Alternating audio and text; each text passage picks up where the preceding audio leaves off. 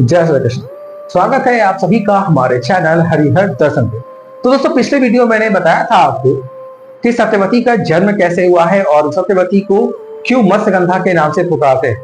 आज के इस वीडियो में बताने वाला हूं आपको कि सत्यवती मत्स्यगंधा से योजनगंधा कैसे बनी और कैसे महर्षि पराशर का आशीर्वाद से प्राप्त हुआ। बट इससे पहले मैं वीडियो में आगे चलूं, अगर अभी तक आपने चैनल को सब्सक्राइब फॉलो नहीं किया है तो चैनल को सब्सक्राइब और फॉलो कर लीजिए और इस वीडियो को शेयर करना बिल्कुल मत भूलिए। और हमारे लिए कोई कमेंट हो तो कमेंट भी जरूर कीजिएगा। आपके कमेंट के माध्यम से ही मैं जान सकूंगा कि आप और क्या कुछ चाहते हैं वीडियोस में।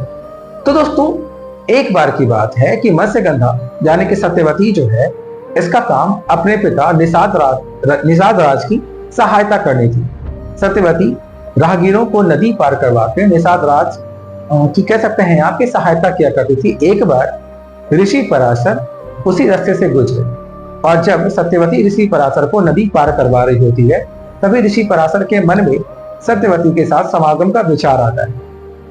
और ऋषि पराशर एक बहुत ही पहुंचे हुए ऋषि थे, तो उन्होंने अपनी ये इच्छा सत्यवती के सामने व्यक्त की, जिससे सत्यवती परेशान हो गई और वो ऋषि के सामने हाथ जोड़कर उनसे कहती है कि ब्राह्मण, आपके ऐसा करने से मेरा कौमार्य भंग हो जाएगा, मेरा सत्यत्व नष्ट हो जाएगा और वैसे भी मेरी शरीर से मछलियों वाली दुर्गंध आती है, तो लोग वैसे भी मेरे आसपास नहीं आते, इससे तो और मैं पूरी तरीके से टूट जाऊं।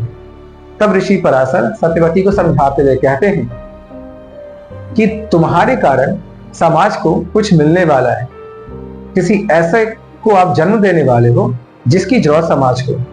और उसके बाद ऋषि पराशर ने सत्यवती के सारे समस्याओं का समाधान किया। ऋषि पराशर ने सत्यवती को यह समझाया और ये कहा कि ऋषि पराशर के सत्यवती के साथ समागम करने के बाद भी वो अक्षत योनि रहे, अर्थात उसका कौमार्य भंग नहीं होगा।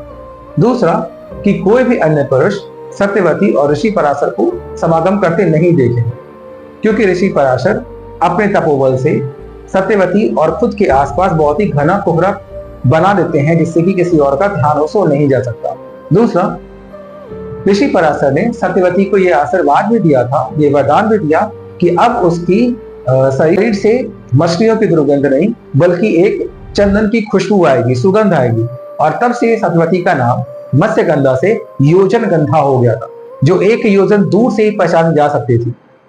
यही रीजन भी था कि बाद में शांतनु सत्यवती पे मोहित हो गए थे।